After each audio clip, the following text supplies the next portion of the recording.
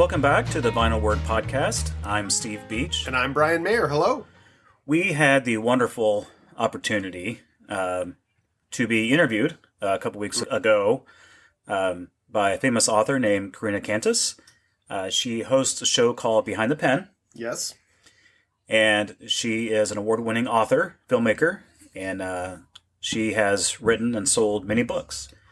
And so she gave us the pleasure and opportunity to be interviewed on her show. Right. And the name of her show is Behind the Pen, and it focuses on creative types and what they use their pens for. And really, it's an opportunity for her to speak with other people who are interested in creating new literature, new movies, poetry, a number of different things. And it's a way to just give them a platform with which to share that which is motivating to them, why they do what they do. And also, as a benefit to us, it allows us to shamelessly plug our podcast. Right. Right. Which is kind of the whole point of doing it. So, yeah, like I said, that she, was nice enough to give us the opportunity to do so. So here's the interview. Enjoy. Hi, this is Karina Kantas, host of Behind the Pen. You're listening to the audio podcast. Enjoy.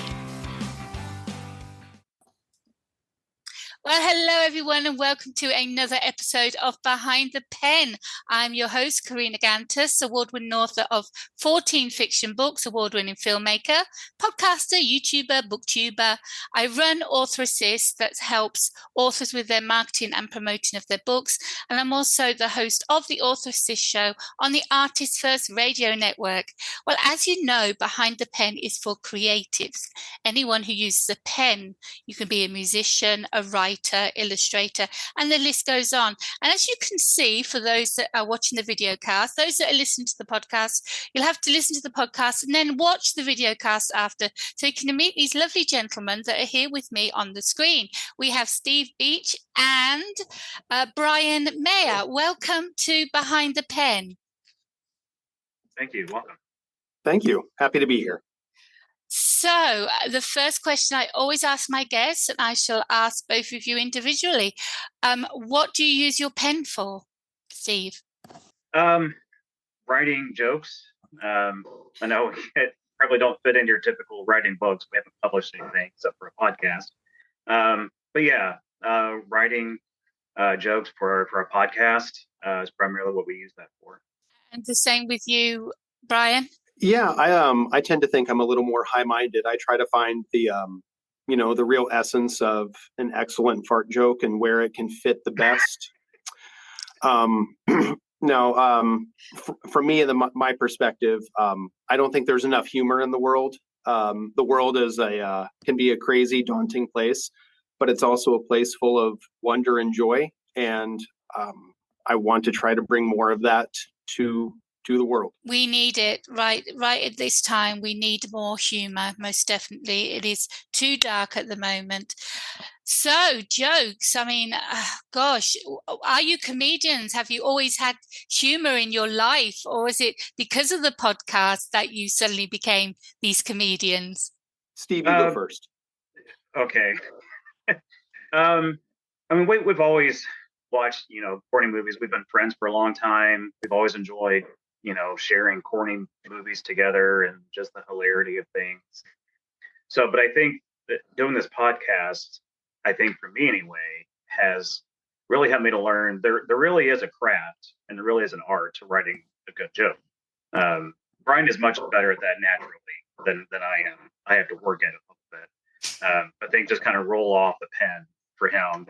But I've learned, I learned a lot. And so it's interesting, as I do watch other comedians, whether it's stand up or whatever, I realize, just telling a regular life story, but how you tell it, makes it funny. Certain words or timing of things and stuff makes it funnier than something else. And so when we're writing things for a podcast, it's like my initial reaction is like, well, that's kind of funny, but I could write it better. So there really is an art to writing, whether it's novels or comedy. Still is a craft. I totally agree. And what about you, Brian? You are the man who just the jokes flow out, the comedy's normal. It's normality for you. For me, it's just being able to view the world from a different perspective, and then having the ability or working on the ability to convey that different perspective. I walk around and the voice in my head is constantly making terrible joke after terrible joke. And every now and then one escapes and people remind me that they truly are terrible. And so it's an opportunity to see what look I mean? at that Just humour people. See, he's just talking and he's funny. It's just natural for him. Yeah, no, see what it's I mean? natural. It's natural for him. Yeah. Well, certain parts of it are, but other parts are. One of the things that I truly enjoy about this process, I have found, is the teamwork dynamic of it, being able to play off of each other's strengths, and I think in some ways I take this writing more seriously than I really should, based upon the quality of jokes that I present. But it is really, it's a lot of fun, and when things are clicking well, and Steve and I are able to bounce an idea or rapport off of each other. You don't even need the script. Well, right. The script still helps because we can devolve into chaos quite easily, and get off on tangents. Right, and as I'm sure you know, the ability to stick to the script is a good strength to have. What script? I don't use a script on Behind the Pen. Script. I use it for the radio show. I do use the script. But going back to what you just said, it's funny you should say about the voices in your head, because we authors, we always hear our characters talking, telling us what to do, introducing themselves, telling them they need to be in the book and we're doing it wrong, we got to do it this way, and we listen. We're psych. We have these voices in our head. It's true. And we listen to them. So you saying that you have these voices in your head telling you these jokes, you're a natural born writer. This is what we go through. So I would love to see you try and write a short story, a comedy short story. I bet you could do it, Brian. I bet you could. You know, my wife has actually written a book. She wrote a Christian dating book, and it was a multi-year process for her. It was very much stopping and starting. A lot of work went into it, and only now on the other side of it, she's really seen positive, and the way that she thinks of and interacts with other writers and new material. Now she has a deep well of appreciation, because she has learned firsthand how much effort goes into a book of any kind. Yeah, this is why I do author assist, because there are just so many authors that have just published a book and don't know what to do with it, or they really, really want to write a book and they don't know how to start. So, that's why I do what I do. But you should really have a go at a flash fiction or a short fiction, because I think you'd be a dabber hand at it. But back to the podcast. I'm not going to lie, people. I have listened to the podcast. The podcast is called Vinyl Word. And you two, when you said that you work from each other, I mean, it just smooth, it rolls.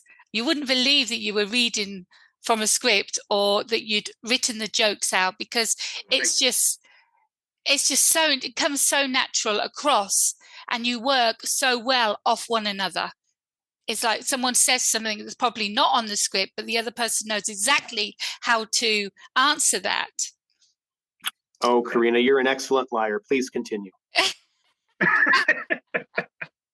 Oh, thank you. I've never been called that before. That's nice. So the podcast, this is, for me, is very unique, the concept. So why don't you tell our viewers and our listeners what the podcast is all about? I'll start with Steve on that one. Sure. So it's very unique. We realized that when we started this, and we're trying to find, a name for it and a kind for it. I remember Brian telling me he looked all over the internet to find anything like it, and there's nothing like it. So what we do is, this is primarily my baby, because, well, Brian, both of us enjoy vinyl records, music. But I enjoy finding the weird, obscure things whenever I go to a record store. I found a record of Shel Silverstein reading his own poetry, which was interesting, in hearing his own voice. So just weird things like that I would bring home, and An Brian audio would look book, at me weird. an audio book on vinyl we're talking about now. Kind of, yeah. But I mean, they're all just records, or they're, just spoken word kind of stuff, or instructional records, how to be a better cook, how to be a better bowler, which is one of our more recent episodes. I listened to that. But yeah, they're all records that were made in the 60s and 70s. And so the podcast is just about us listening to that and making comments about, their thought process, or, how is it possible to teach somebody bowling when you're listening to it in your living room? just the absurdity of some things, and on the bowling episode, he actually says you can practice this in your living room. Yeah, sure you can. I am not kidding. Sure. Roll back the rug, get a bowling ball, set up some lamps, whatever. So, don't you have a lane? Doesn't everybody? Right, exactly. In their hallway, you can use that as a bowling lane, right? Yeah. So I remember that's kind of the basic premise. He was making it out to seem like it was the best sport ever, and that it should have been in the Olympics. It was just so passionate about what he was talking about, and you two were just taking the piss. I mean, can you legally do that? Is it that old? The vinyl is so old that you can do that without getting into trouble, Brian? We are very small, and I think these records are old enough that we have not run into any trouble yet. And if we do, we will cross that bridge. But from my perspective, like, these records that Steve finds are really fascinating, and the idea he had was great. From my perspective, these records, they were all done with good intentions. They were trying to fill a need, but that need was culturally specific, time specific, and there's not a place for these records anymore. And so part of what I view is that we're sort of doing a form of pop culture recycling, where we're taking this record that doesn't really need to exist anymore, and we're giving it a new purpose by trying to make some lighthearted jokes over the top of it. I'm so glad you said, we're just trying to do some PR for this record, because I was going to say, no, dear, that is not PRing. No. So, not at all. Steve, when you look for these records, are you looking for a certain age to make sure that you won't get into trouble? We have come across, some Disney things, Sesame Street things. We're well, let's stay away from them. Yeah, because we will definitely get in trouble. So, but yeah, I mean, initially I did find a couple. I did try to contact the publisher, and of course, it's out of date, or the company's no longer around and stuff like that. So so we try to find obscure records that maybe a brand or something that no one's heard of, just to stay away from things like that. Yeah, that's good. But you said it was your concept. I mean, whose idea was it to start a podcast before you even got the idea of what kind of podcast you were going to do? It was kind of both of us. Brian and I guess so Brian and I are big fans of Mystery Science Theater, if you're familiar with it. Say that again. Sorry, I lost it. So we're big fans of Mystery Science Theater 3000. It's a show, where they watch old movies and kind of do the same thing. So Brian had an idea of making our own riffs to those movies that they did, and he was like, "That's genius! That's a great idea." And so at first, I remember him saying that I'm not sure we're going to find enough material for these podcast episodes. And I have never been more wrong. And I found the first one up. Yeah. So I found a first one, more Miss Miggsy. I found it at a good little store, and I sent him a picture of it, and then texted back and said, "I stand corrected." I mean, I'm so embarrassed, because until I actually heard your first episode, I always thought audiobooks are the first ever audio recorded things out. I didn't know that people did vinyls of recording their voice, of recording stories, recording stuff when they think they're experts on something. I didn't know that existed. I thought vinyls were all for music. Or, of course, War of the World. War of the Worlds. That's the only story one that I knew. Mm-hmm. Yeah. No, I'll take this one, Steve.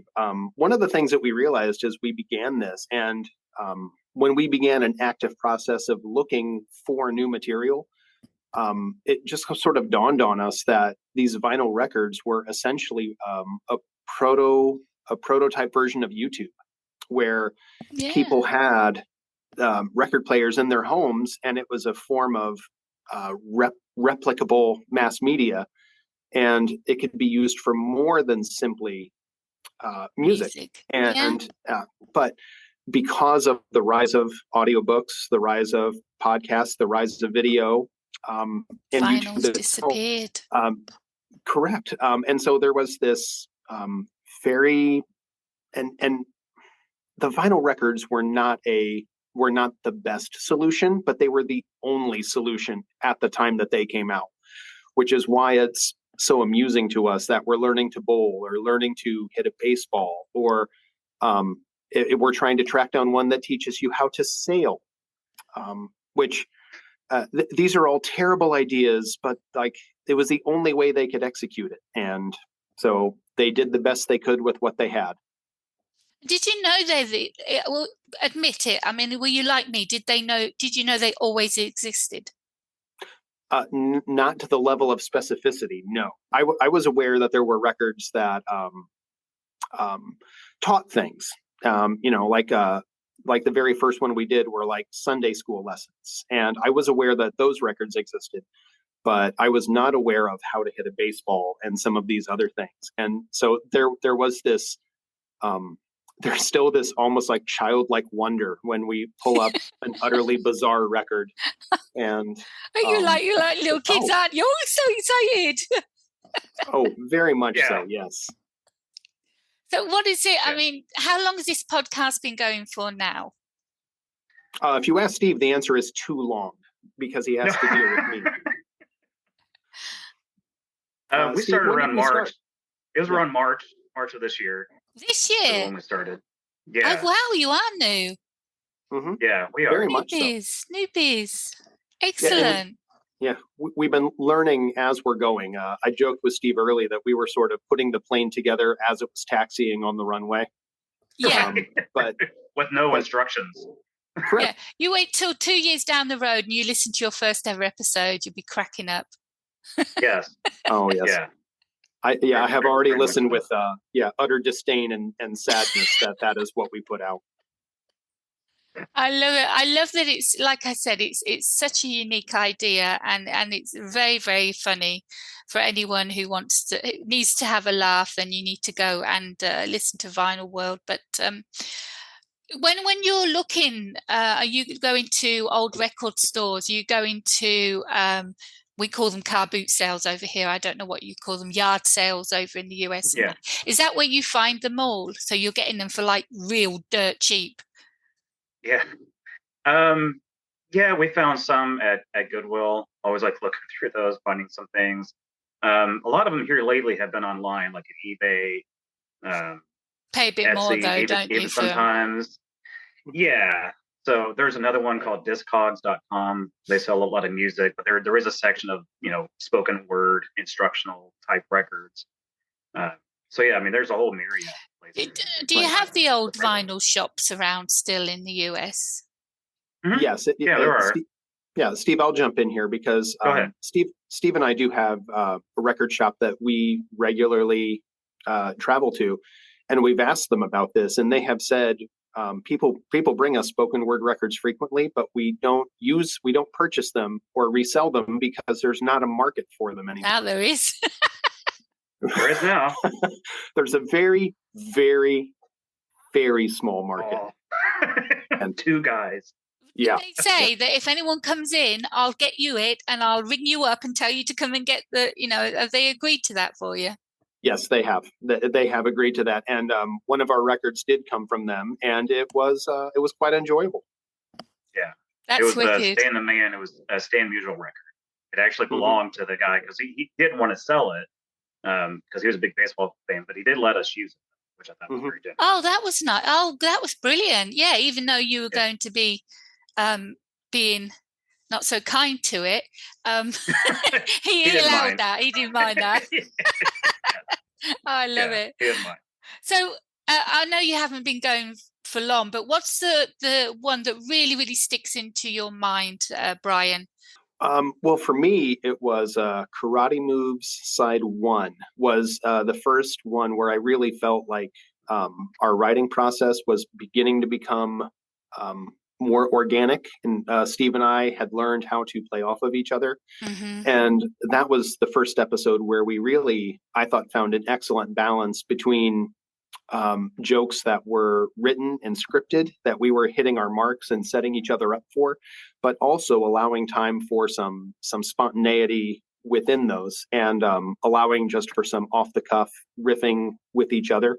Like that was the one where I really, after I listened to it, I thought, like, okay, this is like, even if people don't listen to this is something that I am happy to be a part of, and I'm proud to be able to put out jokes like this into the world.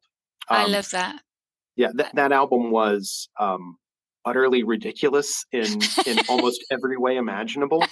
And I'm going to listen to that one, Karate. Oh, it like, just to give you what I call it, a lazy book report. I thought we bought the record thinking it was going to be instruction. And we would just make fun of people saying, like, here is how you put your hands, here or where you put your feet, and this is how you do a kick. And just somebody learning karate by a large 70s console stereo on their own. And it was not that. It was a completely different take. And so it was a lot of fun to have fun with that record. You can't leave it as that because you'll get me. I won't be able to sleep now until I listen to it. So when you say it was a different kind of take, mm-hmm. What was he doing? Recording an actual karate lesson in his dojo? No, it was not anything like that. It was more of, the mind of the karate expert is like this. He believes this, and lives like that. It was more of just a generality, around the karate. How to think like somebody who's a karate expert. And it was so not instructional at all. And there was really bad 70s music in between. Oh no! You'd hear, what was the name of the band, Brian? Steve Liniger's Snake Shed. Yeah, Snake Shed was the band. Okay. So he wrote music, to kind of fill these voids. I think the guy only had like 20 minutes of material for both sides. And stretched it out by having musical interludes for literally like 45 seconds or a minute. Oh my gosh. So they even have an intro song to the record, and they play that again during the middle of the record. And so, it was a lot of filler. What about you, Steve? What was the one that really stood out for you to be the most crazy, unusual, ridiculous, funny? I think probably the karate one, but also the one we did recently was about the planet Mars. So it was a guy who was talking about the mysteries of Mars. And so there was a whole lecture series on different planets, I found out later. And so a lot of the quote unquote mysteries were not so mysterious anymore because we know it. And the planet isn't hot and it will not burn you if you land on it. Right. Exactly. And just telling, all these, minor details that honestly, I don't think even scientists really care about. So, and just the guy's voice, you first start hearing him and you think this guy probably lives alone in his friendly studying Mars. You are so mean. You should be called Mean Vinyl World or Vinyl World Mean. No, we don't spend all time thinking on it, but it's just, the remarks he makes and stuff are just, hilarious. So. It obviously wasn't a professor then. I don't know. I don't know if he was or not. I can remember. I know sometimes we'll read the vinyl record itself, in the back, the kind of behind the author kind of thing. But like I said, there was a whole series of those. So what's the next episode coming up? We are finishing up How to Be a Better Bowler, Side 2. Oh, there's a Side 2. Yeah. So we're actually recording that tonight. So we've only done Side 1. So that's our next episode. Okay. And then And then that's our last episode for the year. We're going to do a best of. We're going to go back through the other episodes and do some snippets.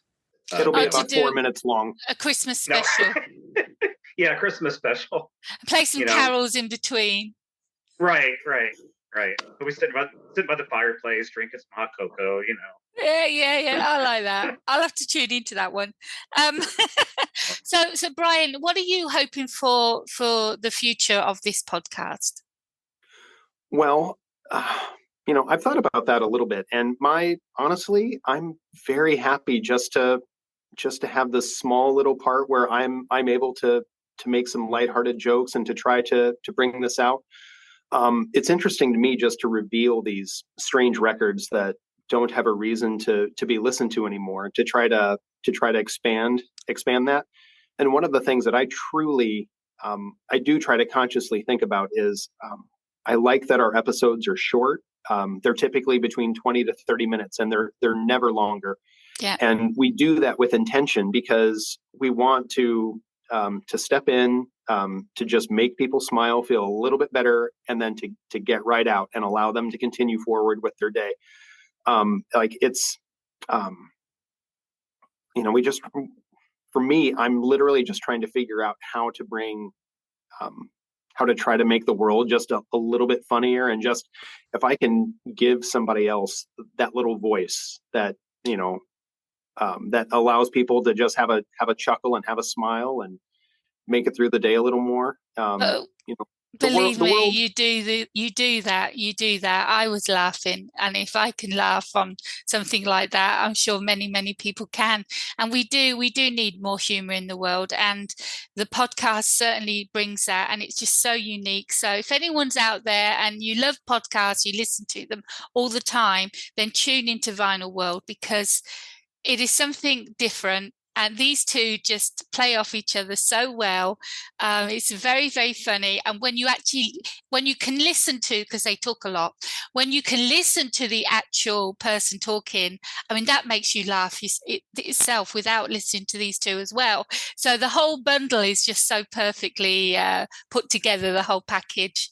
I mean, you really need to tell people now about the podcast. You need to get it out there. People need to know about you, about the podcast. You need more listeners, more international ones. You need word of mouth. And that's all I'm going to try and do for you. Get it out as far as I can to get people to listen. I have to find listeners for my podcast. It's not easy, especially when there are thousands out there and new ones opening up all the time. But having a niche like you do will actually make you stand out. I'm going to send you some links to some groups on Facebook where you can post up your episodes, so people can see that, and I'll do what I can to help you get the message out. Can you tell people how to find you, Brian? How to find me? How to find the podcast. You are the podcast. Thank you, Karina. That makes me I feel more comfortable now than I did just a few seconds ago. You can find us on Spotify. You can find us on Amazon Music. And Steve, where else? Just about any podcast app, Apple Podcasts, Google Play, Overcast, Google Play, Castaway. Yeah, all those. Yeah. So, yep. Who's the main one? Who's the main one that you work from? Who is the? Like I use Anchor. Yeah, my host is Anchor. Oh, ours is Buzzsprout. Oh, right. Yeah. Okay. Brilliant. So people can yeah. go there and listen to it, and then click on, if they want to go to Spotify, they can go from Spotify from there. All those. Yeah. And it's just what's the address? What they need? Like I said, we're also on Facebook, the Vinyl Word. Brilliant. So Buzzsprout, you can look on the Vinyl Word, WORD. So we're on that. So, and you can, we primarily, seems like we get a lot of traffic through Apple Podcasts or Spotify. Yeah, that's where. But they're all over. I mean, any major podcast app, we're there. Yeah, that's brilliant. Well, you two are amazing. It's fantastic to meet you. Thank you so much for being a guest on Behind the Pen. And I wish you huge success with your podcast. Thank you. Yeah, Karina, thank you so much. It's been very enjoyable, and I've enjoyed listening to your podcast and your beautiful accent as well. Thank you so much, Brian. Well, again, that was very fun, and you can obviously tell who the professional was in that interview. We can. And yeah. Steve, I want to do a quick impression of you being interviewed. Okay.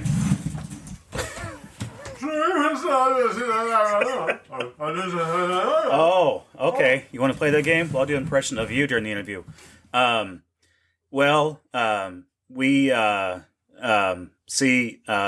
It's This hurts my feelings.